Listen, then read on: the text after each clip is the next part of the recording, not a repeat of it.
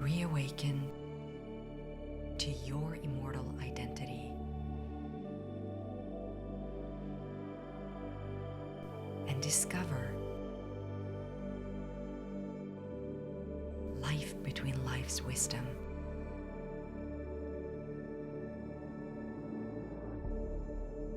Presented by the Michael Newton Institute. Our guest today is Hans-Peter Kraus. Hans has worked in many fields because his world is about how these fields relate to each other in a common evolutionary context in a drastically changing world. He has worn many hats. He's been a sales manager, distribution manager, entrepreneur. He's a professional intercessor, tour guide, trader. He's a sociologist and a spiritual teacher. Hans-Peter studied sociology at the Free University of Berlin with a focus on future of life and work, sustainable organizations and communities, which laid the foundation to see people in a context with their environment and the effect of the environment on the individual, the group, and culture.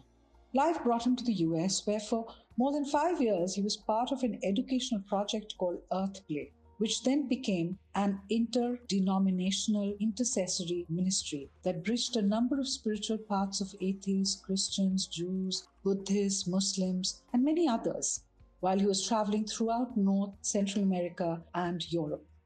After this period of travel, he founded about 25 years ago the consulting firm Kraus & Kraus Corporate and Leadership Culture for personnel, personality, and organizational development.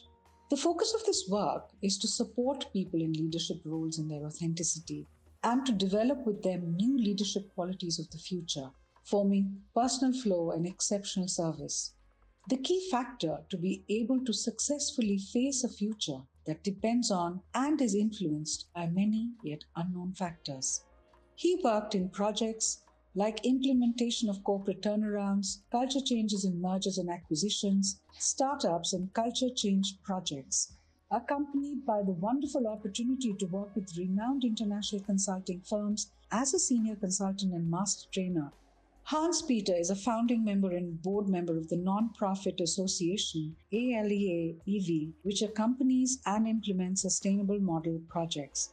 As a member of the advisory board, he advises Mind Visa, an Indian intercultural youth project, learning in leisure time across borders. His CSR oriented to the common good has been recognized by the state of Baden-Württemberg since 2010. His management consultancy has currently also been recognized as a socially committed company by the Mittelstand Award. Friends, I bring to you Hans-Peter Kraus. Hello, everyone, and welcome back to part 2 of our ongoing podcast discussion with Hans-Peter on spiritual consciousness, leadership, and corporate consciousness. I'm sure you've thoroughly enjoyed part 1 of this series. This is a 2-part, and we're about to begin our second part with a question that comes into my space, which is, when we think of corporate consciousness, in part 1, you so beautifully defined how a leader, and especially, I know you said it was romantic and probably very idealistic in nature, but it's the call of the hour.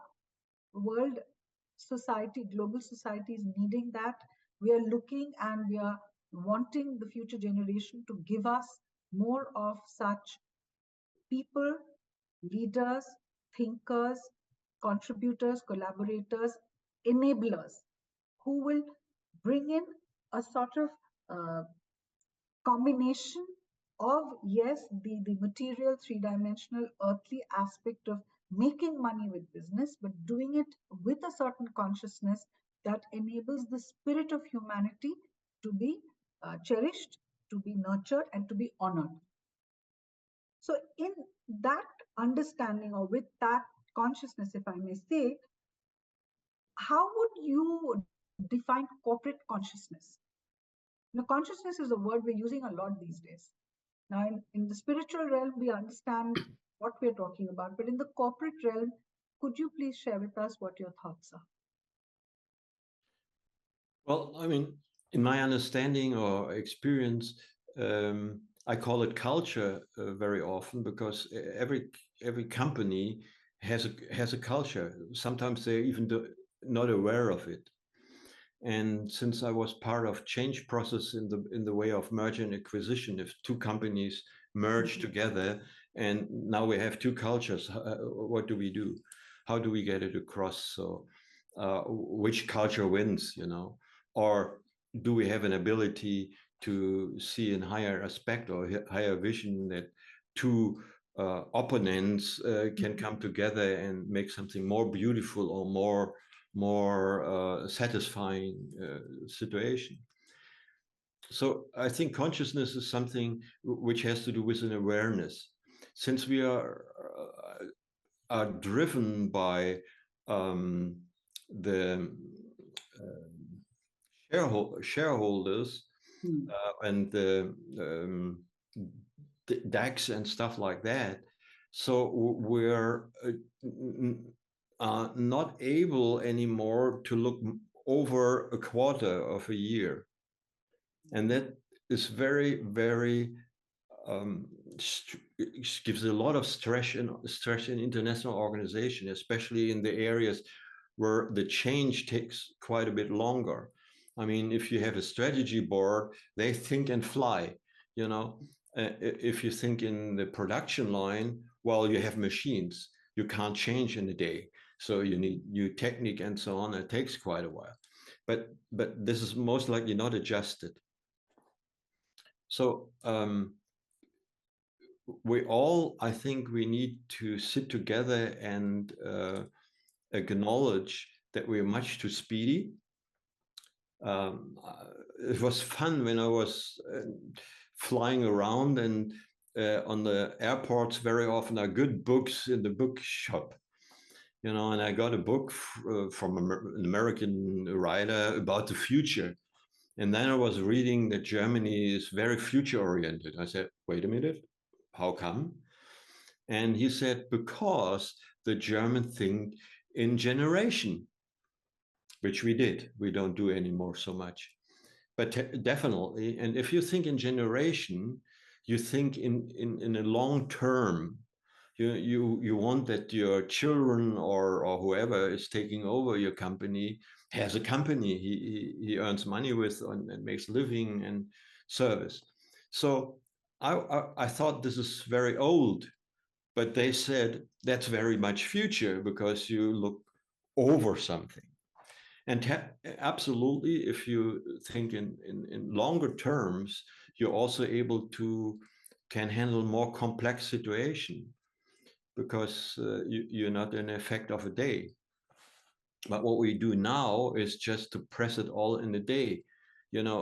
Be on your computer and you want that immediately you make a click and then the screen needs to open and you get nervous if it doesn't happen. All that is influencing us and we don't talk about it. Yeah, we don't talk about the disturbance of mobile phones and so on, and that means you have always stress. So I think your question was about the consciousness. Mhm. This awareness needs to be brought in by leadership because still now we have this structure or in teams to to do something which is absolutely contradictory to what we all do is to have breaks. Have a break, sit together, drink a tea. That will take a while till we have that. Especially, I'm a German, and we known for efficiency. So, um, but we were doing better because people get ill. People look for consciousness because they bring consciousness in. So, but it's a bumpy road in the moment.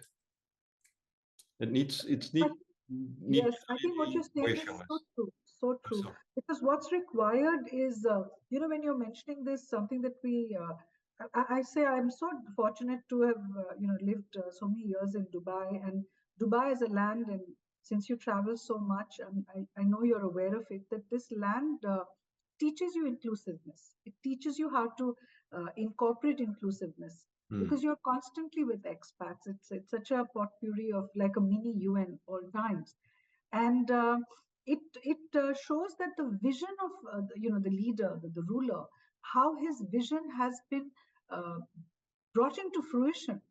Because today, the land one is seeing and what was there, let's say 30 years ago or 40 years ago, was a very different place. So when you see that it was vision of a leader with that consciousness, with that belief, when he was able to create it. And one of the things that you mentioned is so true, that as we hastened the pace of daily life, as we got more and more wrapped in the kind of earthly material existence that we all have, that power of pause that is required, where consciousness can step in, where that inner voice can talk to you and you can hear it. It does talk to us, we just don't get to hear it because we're so busy listening to the outside chatter.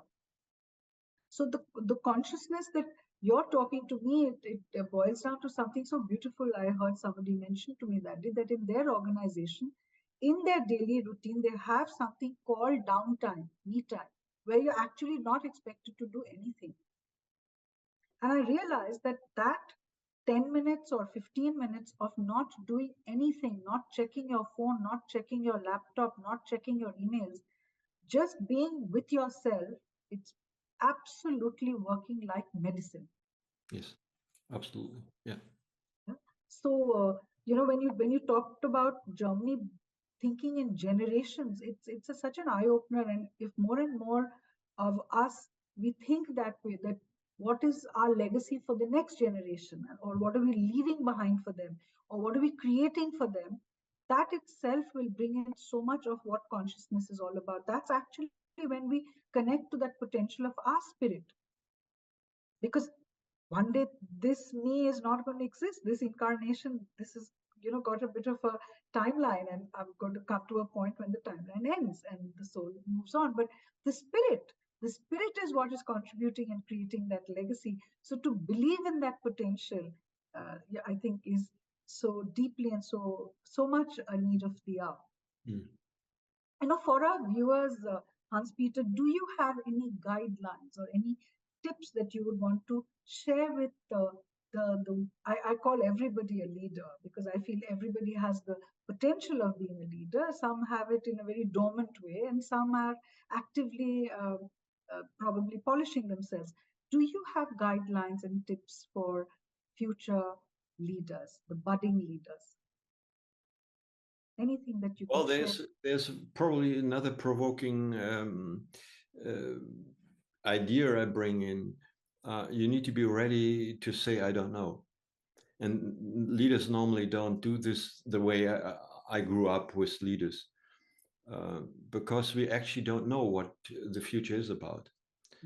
That wasn't there yet. We're trying hard to pretend in our paradigm that out of this paradigm we can create the future. So we need to be able to say, I don't know, I need to talk to you, like swarm intelligence. Or as well to understand how to support a leader. It's not has nothing to do with a hierarchy, it's a spiritual something. I had an experience by myself. Um, I did a survival training in Canada. We talk about a survival training for bush pilots. I didn't want to become a bush pilot, but I wanted to have this experience.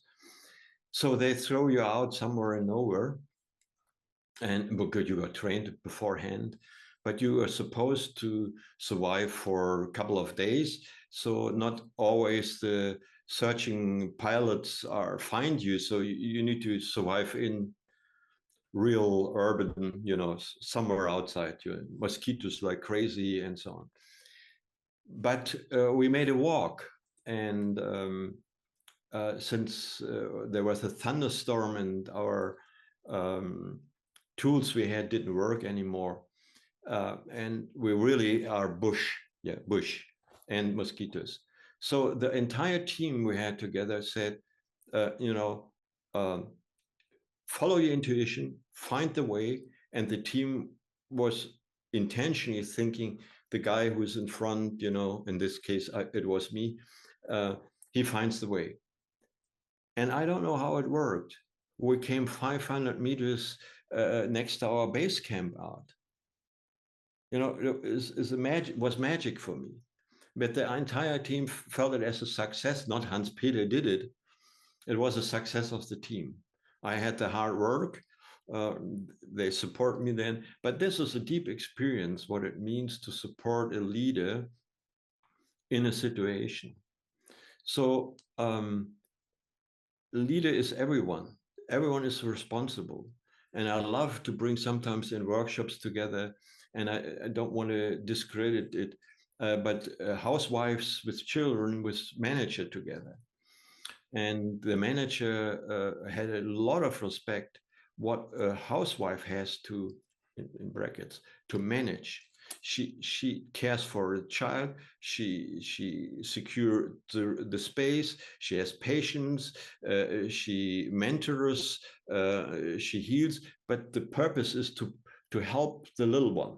You know, that's amazing. What is it? And a lot of managers said, "Wow, I learned more. I was surprised that not only CEOs were in the room, but now I understood. I learned most from those women because they understood much more about the complexity of man, human, and organization than they think in their position. So leadership is in the future, I believe, has something to do how we have relationship to each other, and how we have the feeling that in the Bible is sometimes saying the anointing is on you, where we get that a person which might not have the adequate education, in my opinion, but has a solution, so that we get that.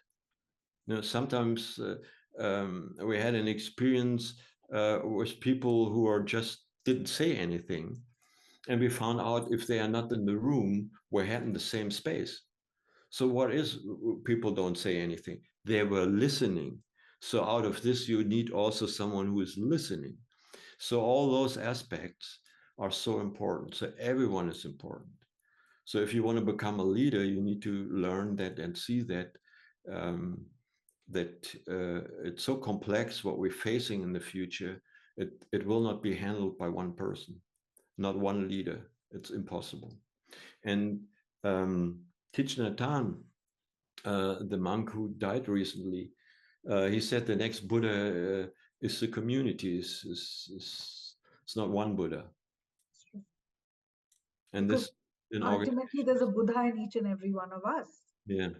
Yes, because once you're enlightened and you awakened to your life's mission, then you're an awakened one, which means you're a Buddha. Yeah. So what he said is so very true. And each of these leaders, if they can take that so seriously about themselves, then the youth today who can be the leaders tomorrow would have that understanding. And you know, when you were mentioning about the housewife, I think one of the things that clicked in my space was the art of multitasking, which is something that we admire a lot in leaders.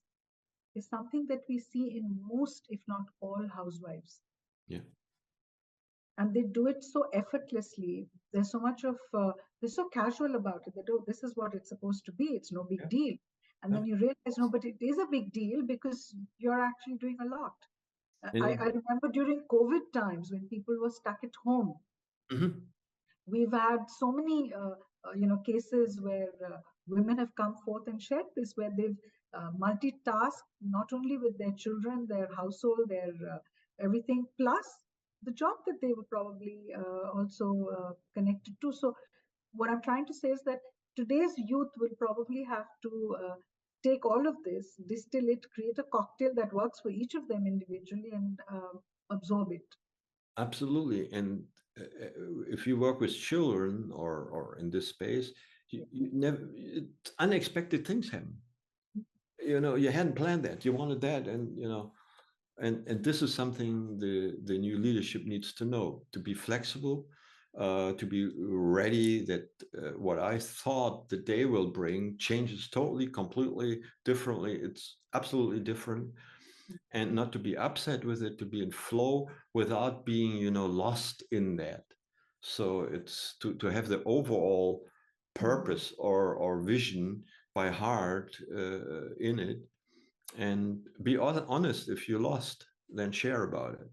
You know, that's a huge problem, to pretend something, um, because we have a judging culture. You know, if we stopped doing this, we would learn much quicker and say, "Oh, that was mistaken." I had a situation in a company, a big, huge production plan, and they need to change a machine.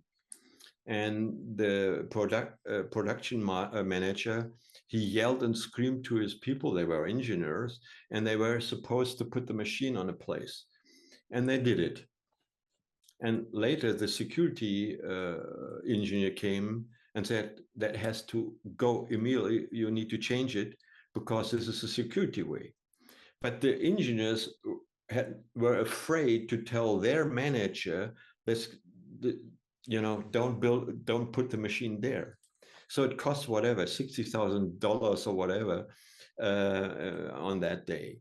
And if they would have communicated with each other, had the guts, to say, wait a minute, we can't do this, we would have saved that. So this is why it's so important. And this manager learned a lot about that. He said, I will not yell and scream anymore. I don't want to put fear in the group and so on, because that was a big, big, huge mistake. But, we need to be ready for situation we hadn't planned. We are even not educated for it, because situations are so quick, so changing, so differently. So you need to have an inner communication, connection to your soul, let's put it that way, to really be a good future leader. Which also then means that, when you mentioned about judgment is something that we learn from our parents, our environment, In cultures. the social cultural environment that we're in, our religious environment. So all these sources build these filters, which are then creating judgments, and then we have rules of life based on those judgments. So if future leaders and all of them are building their rules, what you said is so true, is to have the humility to say, I don't know, and thereby learn or be open to learning. And also, I think when we talk about flexibility is also bringing another thing, is to know or to believe that anything is possible. So if I'm willing to look at possibilities, then even if there is an apparent deadlock or an apparent obstacle, we can look at that more as a challenge, which we can then overcome. So you don't restrict yourself, because judgments tend to make us restrictive. So our generation then needs to be additionally aware that the future generation that we are supporting or we are encouraging or we're nurturing should ideally have the safe space to believe that I can explore my original individuality without the judgments that come into play. There's a good example for me. I'm a German. Sometimes I don't want to admit it, but I'm more German than I thought, even if I was international. Now I'm in India, and you're in India right now, right? No, not now, but very often. You were in India. But when I first time was in India, I said, "Oh gosh, what's here going on in the street?" They don't know anything about anything. I don't drive. I hire a driver. But later on, when I opened up and I said, "Wait a minute, they're so intuitive. That's unbelievable. That will not work for German, but it works. It works. It's unbelievable. This chaos, in my opinion, for Indian, probably it might not be any chaos. Yeah. The way they drive and do it. So, and now because the cars are quicker, they have a lot of accidents now. But recently, 10 years ago, 15 years ago, it was so interesting to watch. I was sitting in the street and just watching for a whole day. What is this traffic about? Because in my mind, my German mind, that was chaos and will not work. It worked. It worked beautifully. And there is a kind of hierarchy and understanding in a truck, a car, a goat or whatever. They have a kind of hierarchy. They know what the honking means something. I thought it's just noisy. So Why I'm sharing this is, if we stop judging also out of our culture, in spite of why is it that way here? What can I learn out of it? Yes. So I always wanted to have German manager going into the traffic of India. They learn more about flexibility and letting go from rightness. Then I would make a workshop with them. Just make a trip with me to India and go in the street and listen what your mind is telling and adjust it to the reality which surrounds you. You learn so much. When you say this, it reminds me of something that people used to tell us.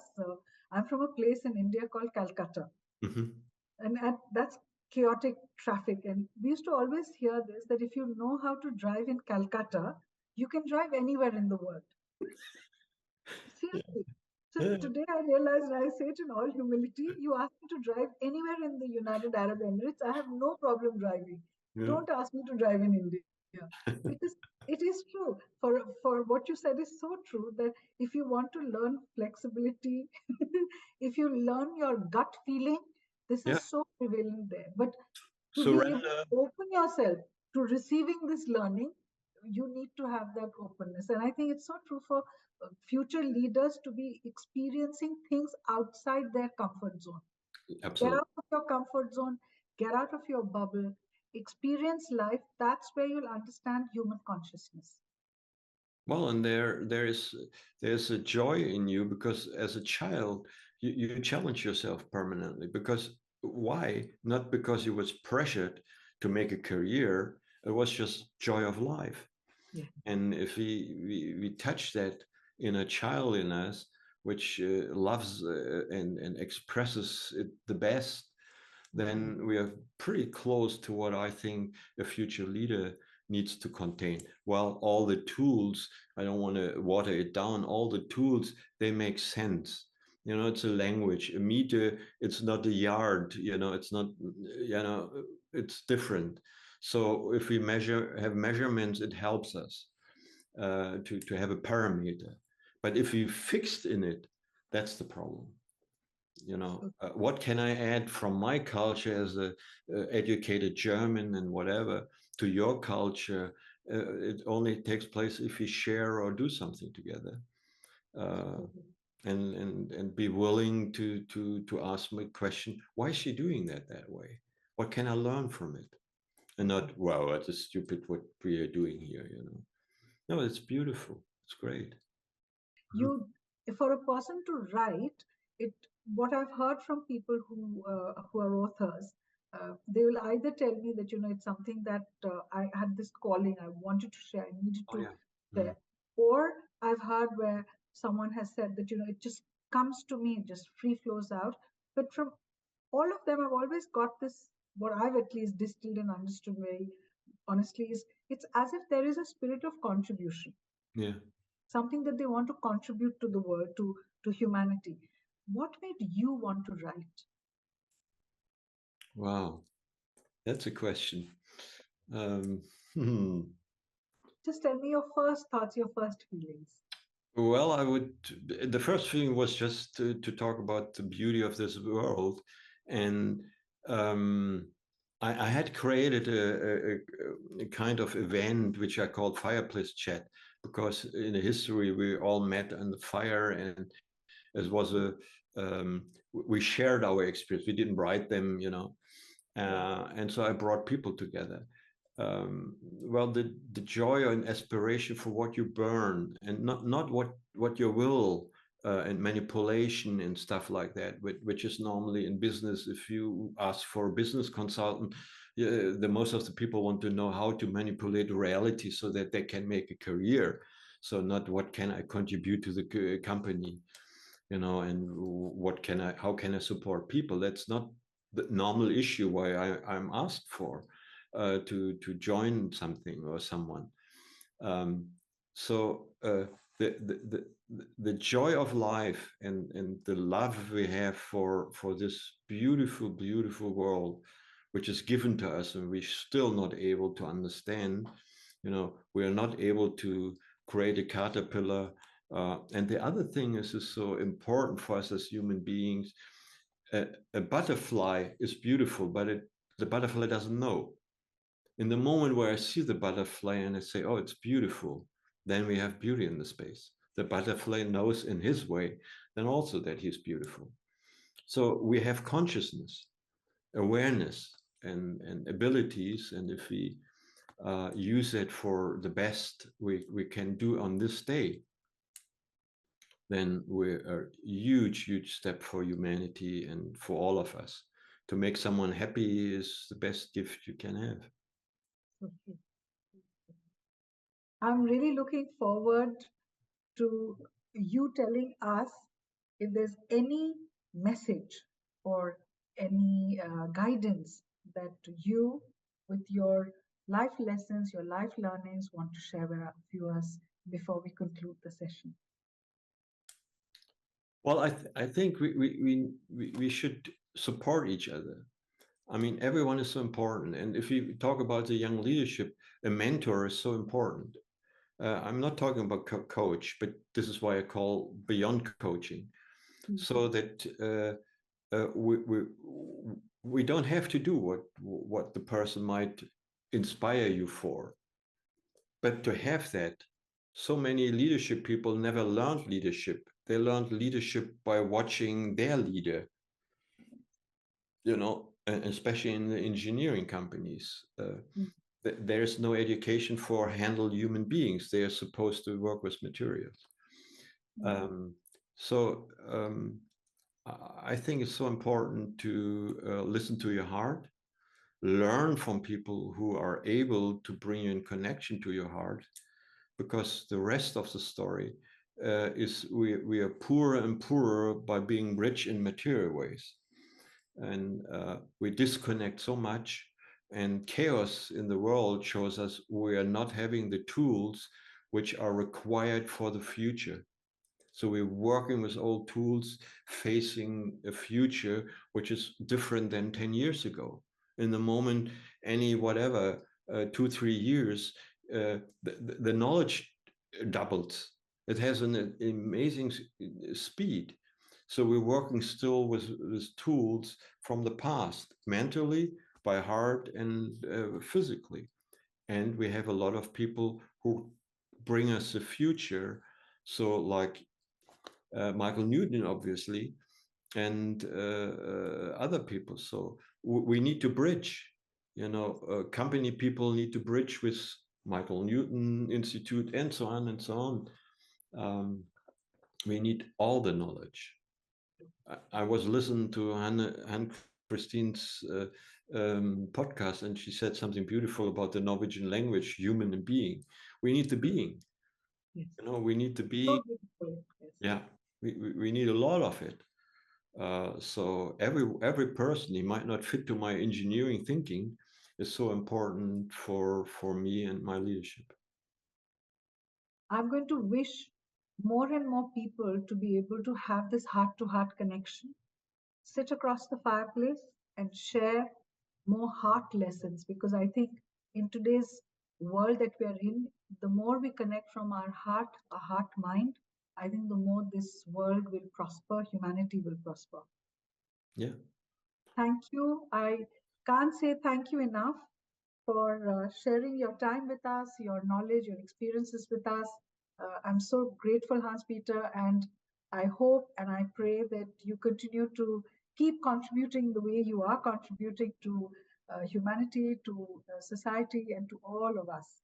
And I look forward that if you ever visit this part of the world, I would love for us to have one more such heart-to-heart dialogue. Oh, thank you. Thank you Thank very much. you, thank you, thank you so much. Thank You're you. welcome. Thank you.